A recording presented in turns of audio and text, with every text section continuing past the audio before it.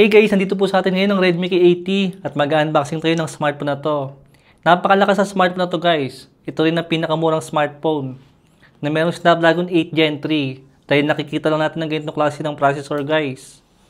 Sa mga high na mga smartphone, sa mga around, siguro guys sa mga pinakamurang mga 30,000 na SRP.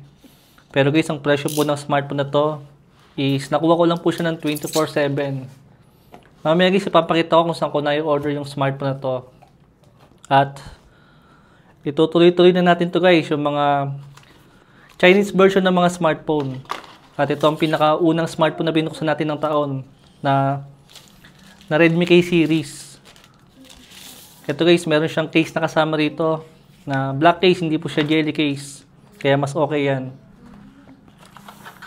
At sa may charger po niya guys is meron tayong yan, 90 watts sa charger. Yan lang po guys yung kasama niya dito sa may package. At syempre, expected nyo na yung kulay na kukunin natin dito is yung color white syempre. Yan. Buksan ko lang siya.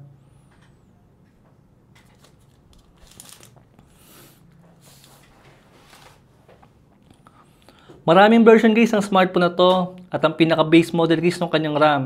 Ang pinakamababa po niyang RAM is 12GB agad. Sa may 256 na version lang tayo. Meron din po siyang 512GB saka 1TB na version. Pero syempre ito lang yung kinuha natin. Di wala naman pong pinagkaiba sa performance yung mas mataas sa storage.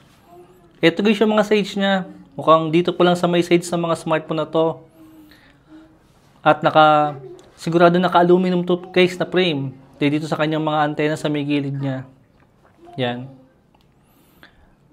Dito sa may likod niya guys, meron siyang two-tone na color white dito. Isang plain white dito guys at parang meron, hindi ko sure kung anong tawag sa white na ganito. Pero ang ganda ng design niya guys, napaka-simple lang. Tanggalin ko lang to. Yan. Sa may camera niya guys, meron lang po siyang dual camera dito na merong 50 megapixel na main camera. Saka isang 8 megapixel ultra wide. Okay lang yan guys kahit naka dual camera lang siya. Dahil siguradong hindi naman natin bibili ng smartphone na to kung ipangkakamera natin siya. Dahil processor guys ang malakas dito. Ito guys, first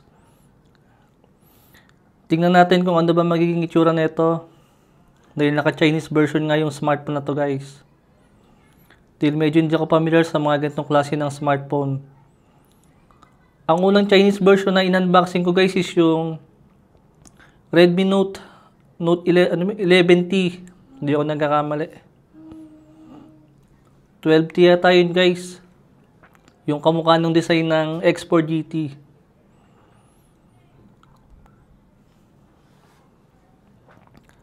Sa may display pala guys ng smartphone na to is meron po siyang 6.67 inches na merong OLED display, na merong 120Hz syempre na refresh rate at 1440p na resolution.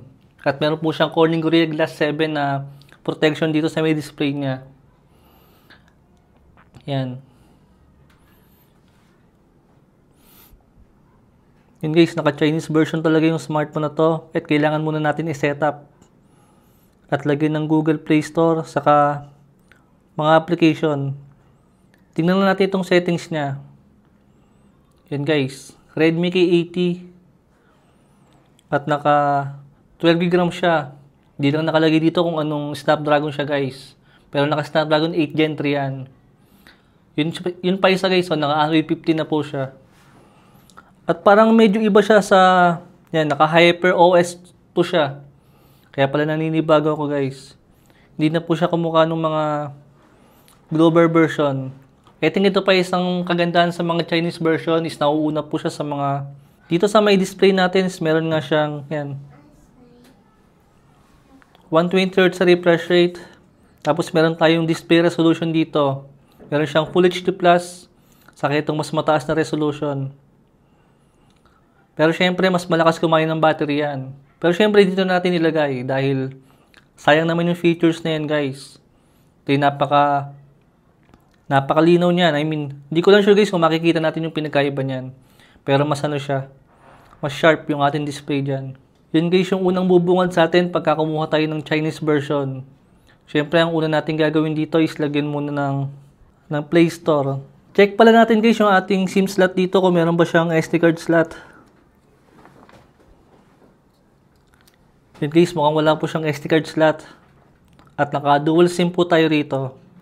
Ang isa pang kagandahan guys ng smartphone na to is meron po siyang IP68 na rating. Ibig sabihin water and dust resistant na rin po ang smartphone na to. At pwede po siyang malubog sa timba or sa swimming pool ng ilang meters lang o ilang minuto. Still hindi po siya pwedeng malubog ng mas malalim.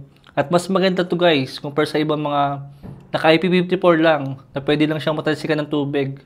Compare dito guys na pwede na po talaga siyang malubog. Isa pa pala nagulat ako sa smartphone na to. I think isa na to magiging trend ng mga smartphone ngayon. Dahil kung papansinin nga natin mukhang simple lang naman yung kapal niya. At di po siya ganun kakapal. At di rin siya ganun kanipes. Nagulat ako sa smartphone na to guys dahil meron po siyang napakataas po ng kanyang battery na meron 6550 mAh na battery guys. Sobrang taas nun. Compare sa mga pangkaraniwan na meron mga 5000 mAh na battery lang. I think ito na ang magiging trend ng mga bagong mga smartphone ngayon sa mga high-end na mga smartphone. Dahil may consider na rin natin high-end ng smartphone na to para sa mid-range lang na presyo niya. Yun muna guys yung mabilis na unboxing natin. Gagawan ko pa ito ng full review guys sa main channel natin. At lalagyan ko siya ng mga games. At kung ano-anong mga application para matesting natin to. And yun lang guys. Thanks for watching.